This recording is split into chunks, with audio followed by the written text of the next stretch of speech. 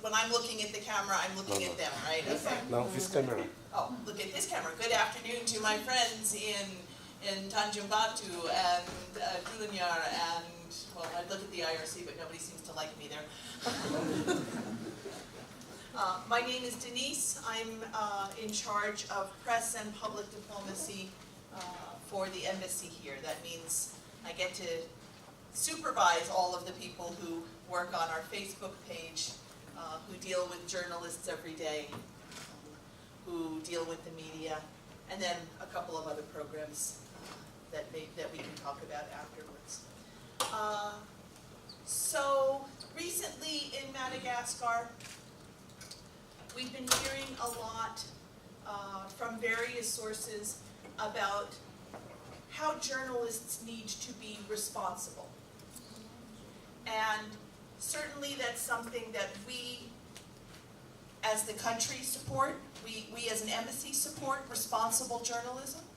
And you've probably heard some pronouncements from our press or our politicians in the United States about the need for journalists to report factually, report objectively, and to avoid reporting what they sometimes call fake news.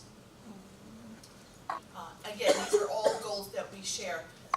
What I've heard less from the politicians, and what I wanted to talk a little bit today about, was the role of a responsible media consumer, and what I think that is, and what you think that is.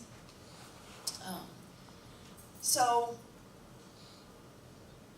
what do you think it means to be, and please, friends who are not here, friends who are joining us remotely, do we have the opportunity to get questions or comments from them? Okay, so please, what do you think it means to read, to watch, to listen to media responsibly? What does it mean to be a responsible consumer of media? I see a face here who seems to be thinking of an idea, even though her hand isn't raised. No? All right, I'll wait till the hand is raised then. What does it mean to read the newspaper, to read Facebook, to listen to the radio, to watch television responsibly?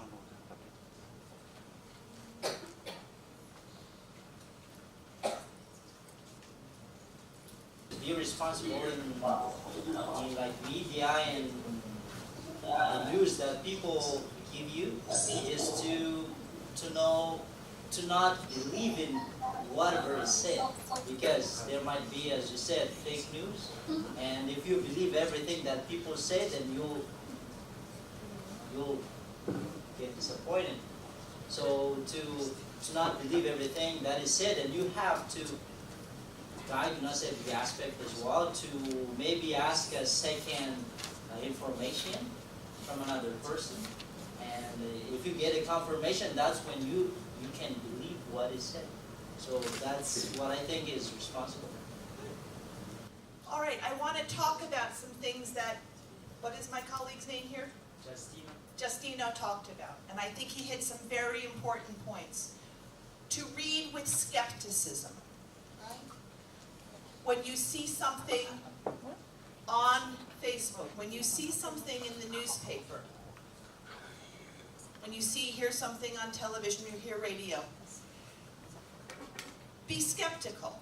A responsible consumer of media is skeptical. That doesn't mean they start with the same, doesn't mean, oh, this was reported by a journalist, it must not be true. Okay? It means, I wonder if this is true. Does this make sense? Is it likely that this person said or did this thing in this situation? Another thing he talked about was multiple sources, right? So one of the things you're going to do when you first find a report in the media is, who is this from? Is this a reputable journalism? Is this a reputable newspaper? Is this a reputable source of information? And we, as consumers of media, have to be very careful when we say yes or no. All right? We have in America many sites that are satirical, right? We have The Onion, and we have World News, and there are many sites that tell funny stories. And those are absolutely not reputable sites for learning about the news, right? But we also have, as you do in Madagascar, many reputable news organizations that have a political leaning to the left or to the right. And there's a tendency among some people, when they're trying to evaluate a news source, oh, this comes from someone who is against my candidate, it must be wrong. Or this is for someone who is for my candidate, I can trust this source. And that's not a responsible reader of journalism. That's not a responsible consumer of media. Knowing the bias, knowing the viewpoint of your media is a good thing. But evaluating the truth of the story or the truth of the facts based on whether this news source is likely to agree with you is irresponsible and bad journalism and not helpful for lots of reasons. So looking with skepticism, judging as objectively as you can whether or not this is a reputable source. And the third thing that he said was, is there confirmation? Is there more than one source for this? Right? Now, good media outlets will almost always, before they tell a story, they will say, before I do this, I need to hear from more than one person that this is what happened. A good investigative journalist will talk to multiple sources and try and get sources to go on the record and say, this really happened, or this didn't happen, or that's the way it happened, or that's not the way I saw it happening. This happened, but for different reasons. So when you read a story that seems too good to be true or too bad to be true, you can do the same thing. You can say, are there other reputable news outlets that are saying the same thing? What else might a responsible consumer of journalism be looking for, or doing, or thinking about?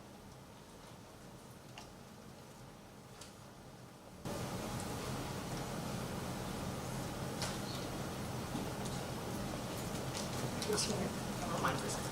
And hold it close to your mouth. So, yes, good. Thank you, Denise and Daniela. Hi, Daniela. Hi, Denise. There's just one point that really I think can be very shocking. Mainly on the social media like Facebook and LinkedIn and all of these social websites. I think that we have to be very aware of the information that we get from there, not only from the journalists or, I would say official media people, because most of the time there are, like, for example, publications about something in social in general with pictures and photos that shouldn't be shared. We have to be aware before sharing this kind of information, because actually, unfortunately, many of the young people, even the children, have access to this kind of information. So we have to be very, very careful when we share this. I think it's part of responsibility as part of a community. I think what Daniela said is so important. Does anyone know the English expression an echo chamber? Has anyone heard that? Anyone out there heard that expression, an echo chamber? Can you imagine what it is? Chamber is a room, right? And echo is the same word in French? Okay. So if I were in an echo chamber, if I were in a place, a in a room that was sealed, or outside in a canyon, or someplace where there's in the mountains, and I shouted and I heard my own voice, or maybe I'm in an echo chamber right now. You hear me, bro? We can hear you, we're just having a little trouble understanding. Yes, okay. I think it's very hard for the consumer to listen or to read, to watch, to believe what the journalists really say, because there is skepticism among the consumers. Let's say the consumers, because they have different perception. For example, me, when I listen or to watch or to read a paper, I have to make any investigation or little research for the sources because of the news. Because most, the fake news cause huge impact among the public, and sometimes cause panicking public. And I think, for example, consumer don't know what is it. Is it a job or hoax or something, or something like that? So it's a big impact. It's a big impact among the public. So the responsibility for the journalists in that way is very hard. And I think that's all I can say about it. Thank you. So I want to address both what I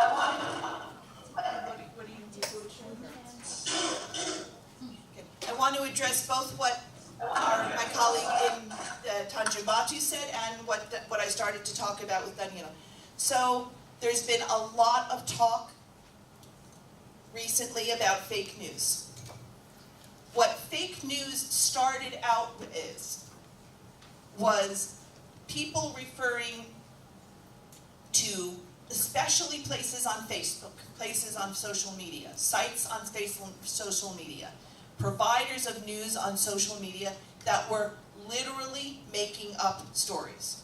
Sometimes for humor, sometimes for satire, and sometimes to influence voters, especially in the American election. Unfortunately, the term fake news has now been taken over by some people to apply to any journalism that they don't agree with, right? Any story whose opinion they don't agree with. And that's very unfortunate. A responsible consumer of journalism, a responsible consumer of media, approaches any story with skepticism, but not with the bias that it's being reported by a journalist, therefore it's a lie. And there has been a strong movement recently to say news media outlets in my country and yours are all disreputable, are all liars, are all bad researchers, unless of course it's a news one that me as a politician is in favor of me, right? Politicians have taken our skepticism and manipulated it into something else. Most journalists from professional newspapers, from professional TV stations, do a very good job of researching their stories, of checking their sources, and of printing what they believe to be facts. We still have a responsibility to be skeptical of that, but we have a responsibility also to respect the professionalism of the industry. Okay? Politicians have manipulated people based on our lack of responsibility as consumers. They have made us believe that all journalists are dishonest. Any mistake that a journalist makes is a sign of their dishonesty or a sign of their incompetency. And it's a very dangerous trend, one that I see in my own country, one that I sometimes see here in Madagascar, and I'm very concerned about, and why I decided to have this conversation with you during Freedom of the Press Month. We just celebrated World Press Freedom Day earlier this month. And I think this attitude that all journalists, the belief that all journalists are wrong and are lying to us, is something that's very dangerous for my democracy and for yours. Now, we talked a little bit about social media, and I started to talk about echo chambers. We had a good example of an echo chamber because of technical difficulties a second ago. I said something, and I kept hearing my own words come back at me. It is very easy to turn our Facebook pages into echo chambers. Most of our friends are likely to agree with our political points of view. They're going to post stories on Facebook that agree with our points of view. They are going to post stories that support their political point of view. Facebook can be a great source of information. Please like my page on Facebook for the U.S. Embassy. I hope all of you have liked my page and are following us and like our stories. We do our best here at the Embassy to provide accurate information and about what's going on at the Embassy, and accurate information about how we see things going in Madagascar, as well as accurate information about news and trends in the United States. But ours should not be your only source of news of what's going on in Madagascar or what's going on in the US. I have a particular point of view that I'm trying to get across. I represent the United States of America. I represent its government. I happen to think it's a very good country and a good government, and one that deserves your attention and respect. You may decide to follow other embassies. You may decide to follow the page of other governments and get other points of view about what's going on in my country. That'll give you a broader perspective and more information. When you share something on Facebook, our tendency is to say, my friend Felena, my friend Mary, my friend John, my friend Mommy, my friend Lantu, my friend Hari posted this on Facebook. I trust that person. Therefore, this story must be true. And that, as Daniela said, is a dangerous habit for us to get into as responsible consumers of journalism. Because although you can trust your friend, where did they get this information? What is the source of this information and do you trust that source, right? All over my Facebook page yesterday, I had multiple stories about a tweet from the President of the United States. And the message from that tweet was, Mother's Day is great, but we should have a day honoring fathers too. Of course, we have a day honoring fathers in the United States. We have a day in June honoring fathers.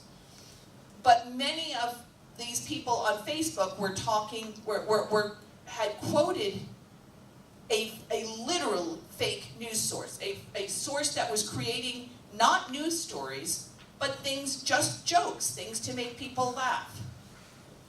Many of my friends whom I normally trust said, oh, this is horrible about this president. This is another one of his tweets. It's, So I went and looked at the tweet, and then I went and looked at a site in America that is one that I trust, that's one that I've been going to for a long time, and I said, is this a reputable story? It's called Snopes. Has anyone ever gone there to Snopes.com? It's a very, very good site they do enormous amounts of research, and their purpose, their focus is to look to verify or to do the opposite of verifying, to say no, this is a fake news story, this is not a real story. And they focus on the internet because it's so easy to spread misinformation and inaccurate information through Facebook. So I did Snopes.com, President Trump, Father's Day, didn't know, and there was many hits, like, no, this is a fake tweet. He's not, we've looked at his feed, he didn't delete this tweet, it was never there. The original source of the tweet is this humor site, it's not real. What's my responsibility now? As Danilo said, my first responsibility is to not share this fake story again as a real story, right? Not to share this with anybody else. I may decide to go onto my friend's page and say, you know this is a joke, right? Or Snopes said this isn't real. I have to be very careful about that. I don't want to get into a long discussion with someone over this. And I may not change some people's minds. So sometimes social media is not a great way to have a real dialogue, and I need to use my judgment about when I should be commenting and when I shouldn't, as a responsible consumer of journalism. But I certainly have, everyone has a minimum, if you've determined that something through your own research, through going responsible journalism, that something is fake news, something is a joke, and people are misunderstanding it, don't add fuel to that fire. Don't repost. Don't do stories that are obviously not true, right? Or if you do, say, hey, this is a joke. Do you find this funny? You know, you may find a political joke funny. You may not. Okay, what else do you think is important as responsible consumers of journalism? Do you think it is important to be responsible consumers of journalism? Seriously. Or do you think Facebook is mostly for fun and it's harmless? Is it important to be responsible users and consumers of journalism, of media? Let me just see if I get another, if I can get another voice I will, but if you are all gonna let Justin to do this again, I'll go ahead and let him again. Is there somebody online? All right, so I think it's important to be a responsible consumer of journalism, because it's like eating rice and loaf. If you are not responsible for what you are eating something else. And so, to me personally, I really have a dream that like maybe one day journalism will be like something that you can trust, that everybody can trust. So to me personally, I would like to take the step to reporting to, let's say, Bianco or like any other institutions that are concerned about this. If there's like a fake news that I see, is that something that we can do? It's a question to show that I'm responsible and I want to get rid of this horrible thing. Because if it continues, we're going to eat something that we don't want.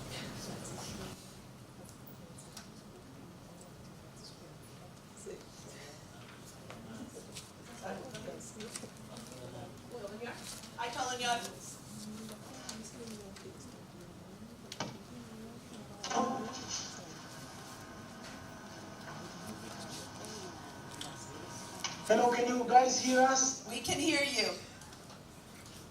Okay, so there is a question here. Yeah, hi, my name is Irnziva.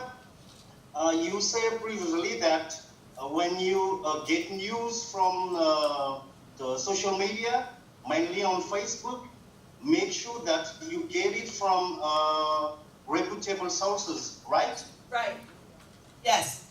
But how do I know that these sources is reputable and this one is not? That's an excellent question. How do I know that? Tell me some ways that you would use for determining whether a source is reputable in Madagascar or not? This is hard for me because I don't know the local culture as well as you. So tell me how you might judge whether it's a reputable source of information on Facebook or not. Yes, thank you. My name is Machu. As a journalist, I'm a journalist. Excellent. I'm a journalist in daily Taraja, as you know. Taraja is daily in Malagasy. Yes, I know, Taraj. And as a journalist, I want to know what your opinion about in media in Madagascar. Media in Madagascar. Are you read? Are you listen? Are you watch the TV in Madagascar? That's important for me to know your information. I will get to his question, what I'm reading and what I'm watching and what my opinion of media is in a moment. But still, I want to start with the question I just asked you. What criteria would you use in Madagascar to determine whether a story on Facebook is coming from a reputable source? What would you look for?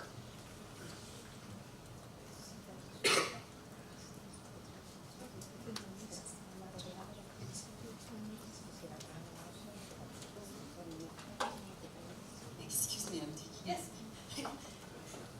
To be honest, I would trust more the people that are neutral, politically neutral. Okay.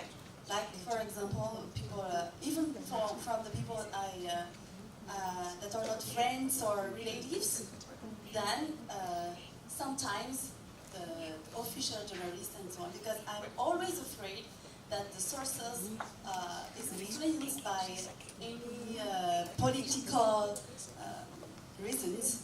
So for me, unfortunately, we don't have a site like SNAPS in the USA to control the information that are shared on the media.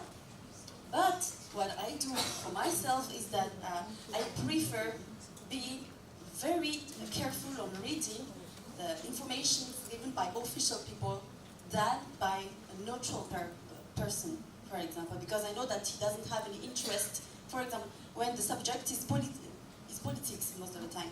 When it is about politics, I don't. I prefer being very careful with that.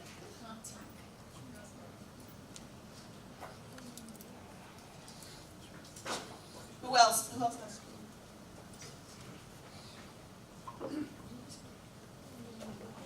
Hello everybody, my name is Fabian. I have to apologize, but the question is, up to me, it's so hard to answer that question because how do you know all of the right source of this news? And it's impossible. Up to me, it's so hard to know who is neutral because you have all of the journalists have to take stand for any politician's stuff or not. So what I believe is that the way you may enjoy his way of telling the story or using some kinds of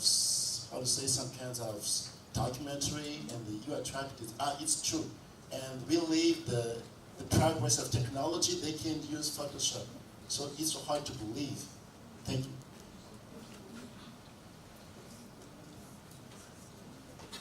As for me, because I'm What's not, your name?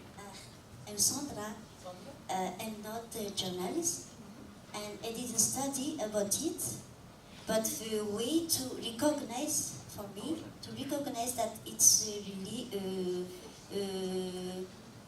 true news is when the same news is reported or posted in different canal TV or in different newspaper, so I believe it.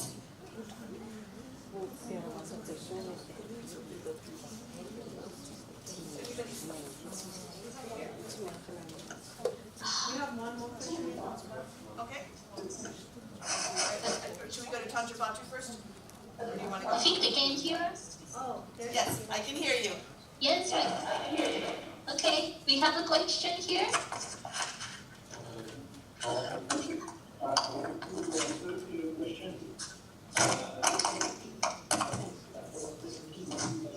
I can't hear the question. I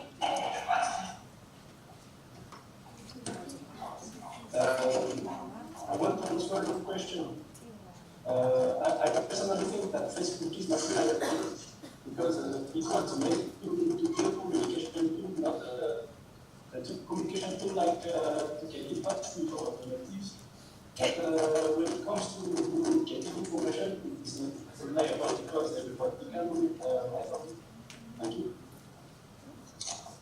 Tanteli, Tanteli, can you repeat the question he just asked closer to the microphone or closer to the... We couldn't understand it.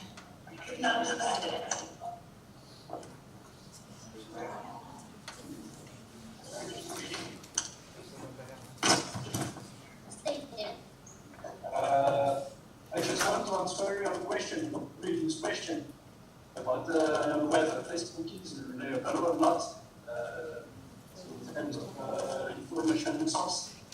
So I said that Facebook is not reliable because it was made to be to get in touch with our relatives and family, for example, not to get information because everybody can write on it. So it is not reliable. Okay, so I think if I understood what he's saying is that social media was never designed to be our primary source of information, our primary source of news. It was meant to be a way to connect friends.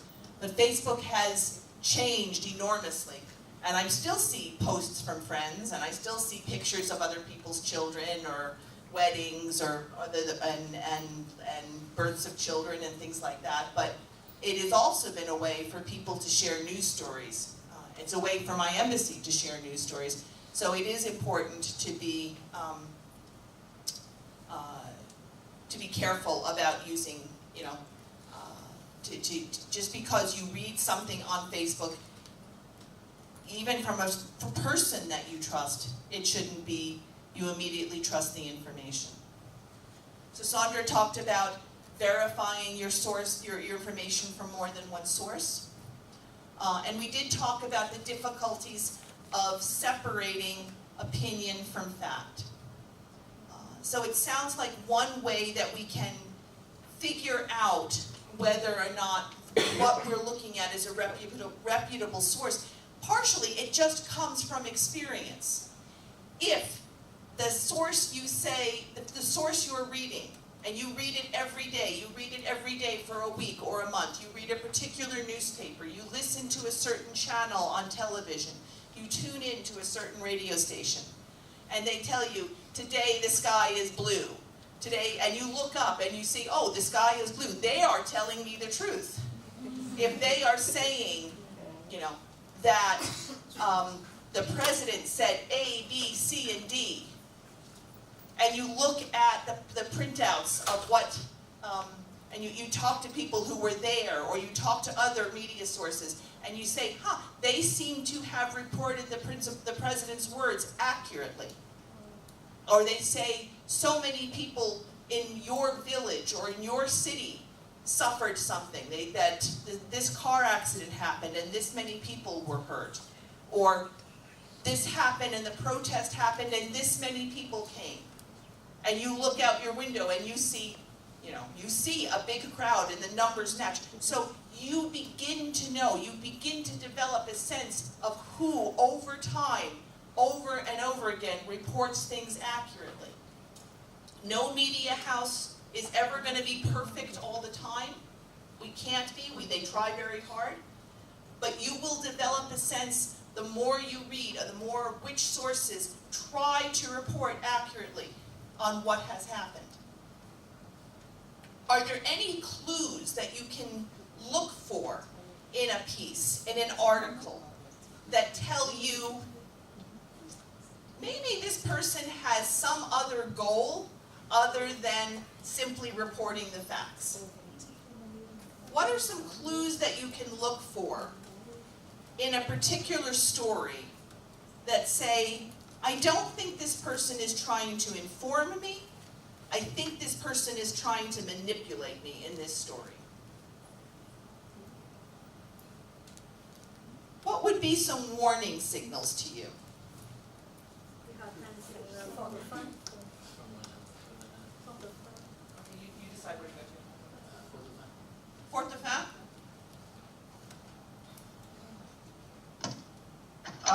There is a suggestion here from the same person who just asked the question. Okay. Here he comes. Okay, it's me again. I just want to share to you what I'm doing when I'm on Facebook. When I see news on Facebook, I check first if the source is okay, and then I visit the page, and I will check if it is an official one or not. Then if I find that the news came from an official account, then I check it again on Twitter, because Twitter, I trust more Twitter than Facebook, mainly when I want to see the news. And after that, I check as well the name of the person that's sharing the news on Facebook, because most of the time, their names are not really written correctly, like blah, blah, blah, blah, blah. So if the name is not correct, you have to think twice. Why the name of this person is writing like this? So you have to make sure so about the name. So I don't know if the others have any other clues, but this is what I'm doing when I'm on Facebook. Thank you. Thank you. I think those are some excellent points. So, when I'm judging whether a news source is reputable from the United States, I look to see if they use the English correctly. Right? Does this sound like it was written by a native English speaker? If not, that's strange. That's a warning signal to me. If it's coming from, if they're claiming to be reporting on something in America, or they're claiming to be an American, and yet they haven't used correct grammar, they haven't used correct pronunciation, correct syntax, they haven't used correct spelling, it makes me think this is a person who's not paying attention to details. And if you're not paying attention to details, you're probably not reporting things correctly. And then, I look again to see if they're promising me $100 million if I give them my bank account, and then I'm pretty sure that it's a fake story or a fake news. And what he said about, if you're getting something on Facebook and it's an alias or it's the wrong name or it's something that it's not quite right. So, for instance, there are, my president's Twitter feed is real the real Donald J. Trump. It's not Donald Trump, it's not President of the United States, it's the real Donald J. Trump. That's what I'm looking for to see if it's coming from him or if it's coming from some site that is spoofing him. And doing the research to figure out what the correct source, the correct name is. If a person is posting on Facebook and not using their real name, that could be a clue that that there's something not quite right here. What are some other clues that you would look for in the language or in the content of a message that tells you this person is not trying to inform me, they're trying to manipulate me?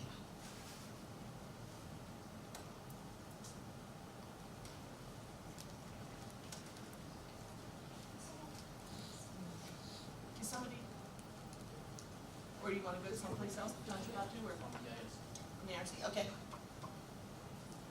Oh, we have people next door. Excellent.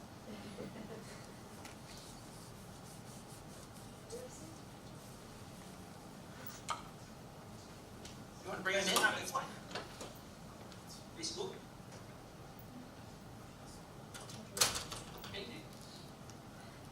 Okay. So, in English, I'm going to look at their choice of language very carefully. I'm gonna look to see if it looks like it was written by someone in Nigeria or Russia rather than somebody in my country if they're reporting on news in my country. But then I'm gonna look at the language. When I'm reading this, is the language supposed to make me feel angry? Are they using words that are meant to make me feel outraged? Why am I feeling this? Or are they using language that is simply factual? So do they say things like, the president said the prices are going up? Or do they say things like, the president said the prices of things are going up? The president was wearing, you know, a diamond ring and $1 million suit when he said this. You know, oh well, he obviously, you know, when I see that they're reporting details other than what was simply said, details that are meant to make me feel like, oh, the president doesn't care about me because he's so wealthy and he's wearing diamonds and clothes that cost $1 million, and so maybe this isn't accurate. Maybe this, you know, I should post this again. So I'm looking for language. I'm looking for a lot of use of extra details. I'm looking for descriptions that tell me this person isn't just interested in informing me. They're interested in making me feel a certain way. They're interested in making me vote a certain way. They want me to repost this to my friends so that other people feel that way. I'm looking for an article that's written emotionally rather than factually. Okay? So they may do that by using a lot of adjectives, using a lot of adverbs. They may be doing that by their choice of words, where they say they may say in this article what a person was thinking or feeling when they said this. Like if they say the president said with great sadness, prices are going up, versus the president said the prices are going up while shrugging his shoulders, right? Those are going to make me feel differently. I don't know if I need, you know, I just want to know what the president said. Whether it's the president of your country or my country or the president of the moon, it doesn't matter. I just want to know what the president said. I don't, if the news source is putting in details that make me see the speaker in a more positive light or a more negative light, that writer may be trying to manipulate me rather than inform me. And then I have a responsibility to not allow that to happen. I can also look at who is quoted in the article, right? If I see people, and again, this is a responsibility of me to stay informed. A journalist is almost always going to get more than one source for a story. But if all the sources are from the left side of the aisle, that's going to make me think I am more manipulated. If all the sources are from the right side, I'm more likely to be manipulated by this. I'm going to look for a source that keeps its opinions separate from its factual reporting. So most newspapers in the United States do have opinion pieces. They have an editorial page where they post their opinion of what's going on in the news. But I want to be able to tell the difference between a factual piece, a reporting piece, and an editorial piece. If I can't tell the difference between what goes on their front page and what goes on their editorial page, that tells me this is a news source I need to be more skeptical of. If their opinion is apparent in every article in the paper, every broadcast on the channel, every broadcast on the radio, if the opinions of the owners of that media are easily apparent in every report, I need to be more skeptical of that source. And I need to verify that source more deeply, more thoroughly, and be more careful about sharing that. Again, but the goal here is not to encourage people to think all journalists are liars, all journalists are just trying to make you feel or think some way. Most journalists, in my opinion and in my experience, are professionals trying to do a good job, and most journalists do the best that they can to report factually. Sometimes they face hurdles in their editors and their owners. Sometimes they face hurdles in it's difficult to in some situations to report on facts. When I had this problem just last month. The embassy the embassy made a comment on Facebook about what had happened downtown in May 13th Square on April 21st. We did the best research we could. We talked to as many sources as we could, and as far as we could tell on that day, we made a comment based on the number of deaths that we thought was accurate. It ended up that we did not have accurate information. That often happens in the middle of a changing, violent situation. People don't have the best, most accurate information. We made a comment based on what we did. We were wrong. It happens. It does not mean that the embassy is constantly wrong and now must have all of its pronouncements disagree because we got one fact wrong one day.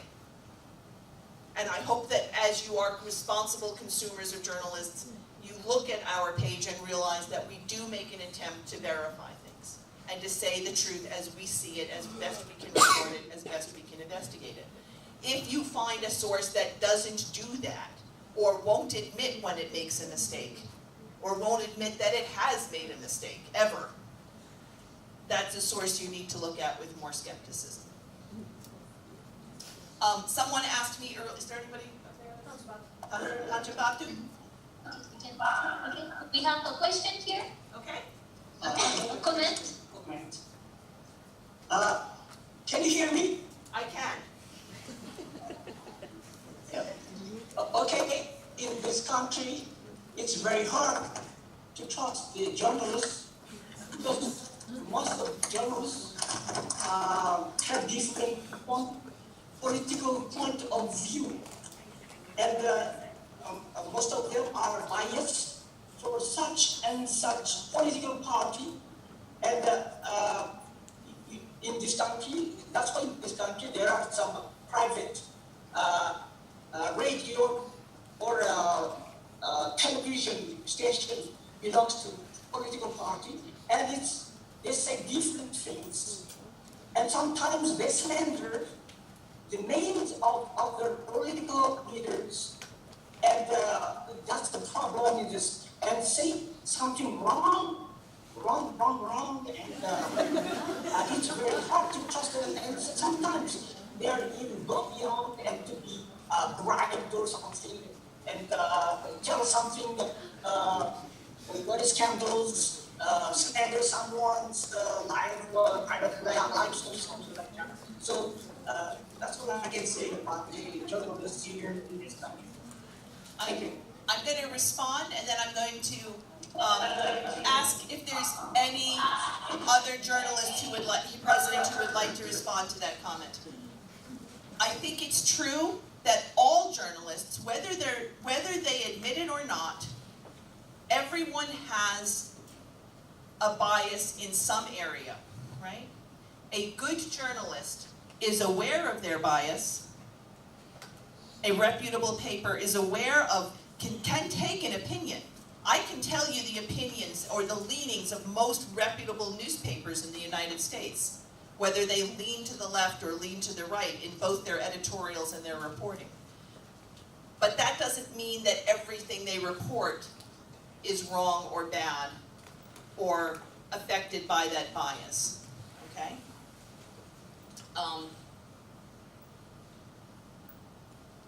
The fact that a reporter has a bias should not interfere with their with their factual reporting of the news. And the fact that they're bias may come through in an article is not a reason to discount that article entirely, right? It is simply when the bias starts to interfere with their perception of reality that you want to be careful. Is there anybody here from the media who would like to respond to the comment of this person who you can't trust any reporter because they're all biased and they all commit slander?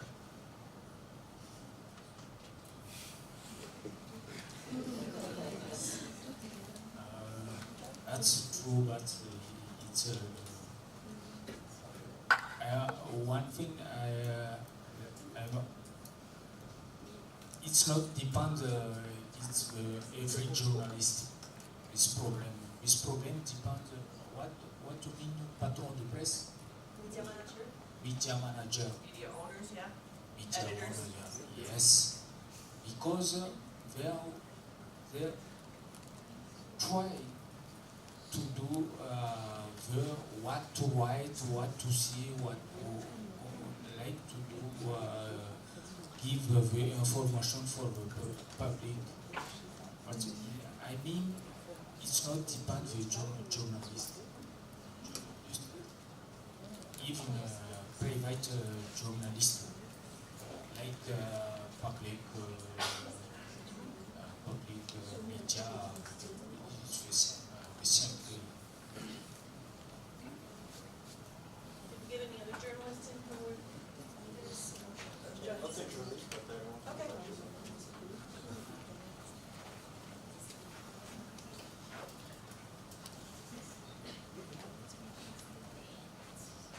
I am ASO. I'm a videographer, a filmmaker. In my humble opinion, I think only those who are concerned about the fact can know the truth. I mean, for example, here in this room, we only know what happened here, but for the public, it's difficult to know what happened, especially on social media, because they share different things, and the same as on newspapers. Two different sources can have a different statement, and I want to come back with the journalist, what he said. It doesn't depend on them, even if the journalist want to be honest about what they want to share.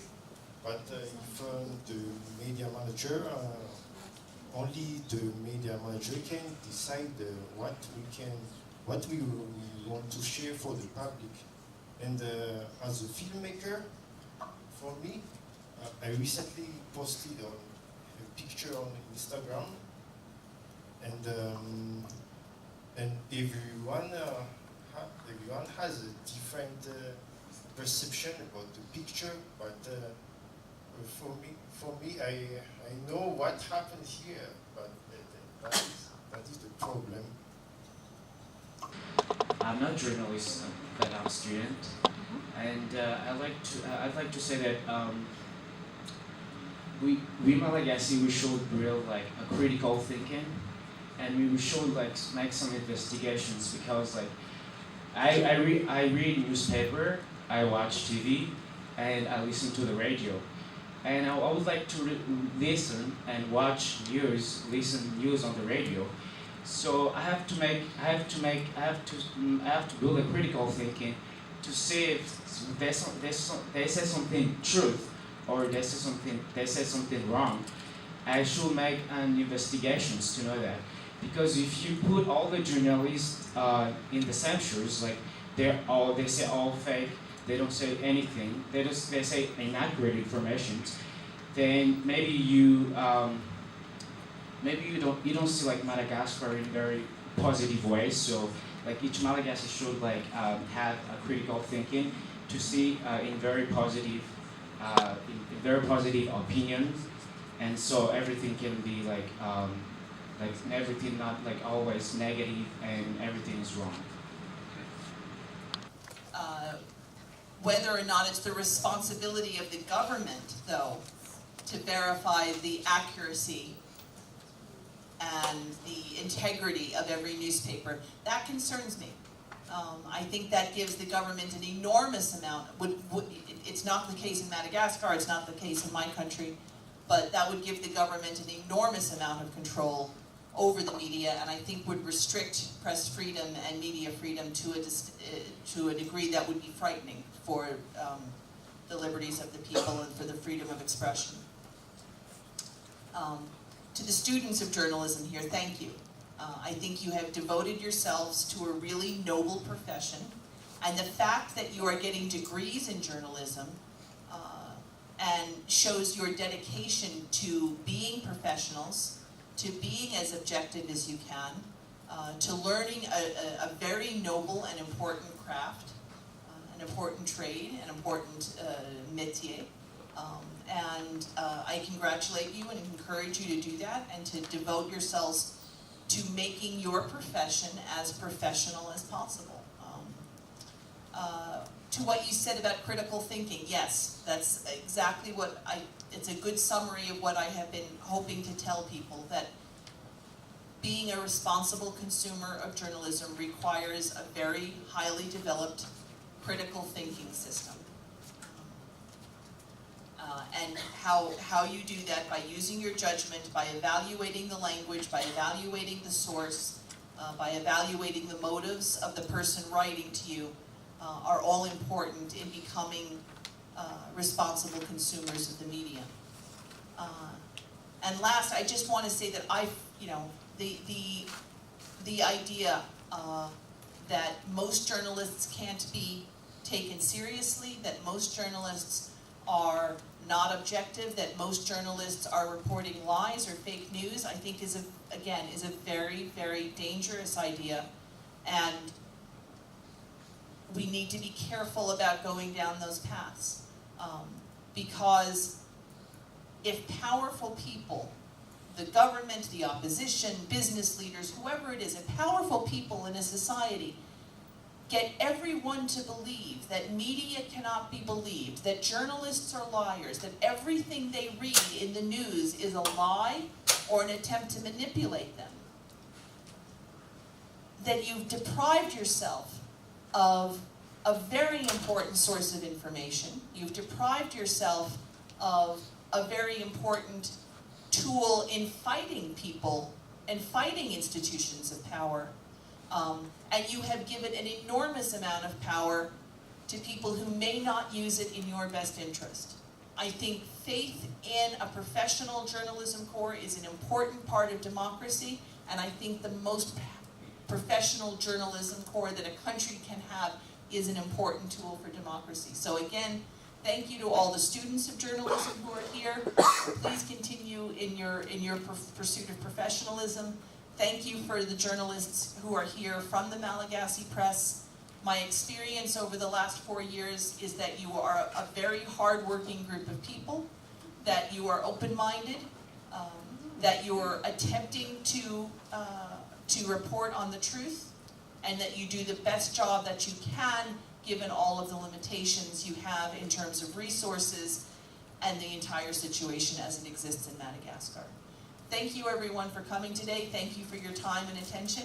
And now please remember to friend us on Facebook and to share the news that you receive there carefully.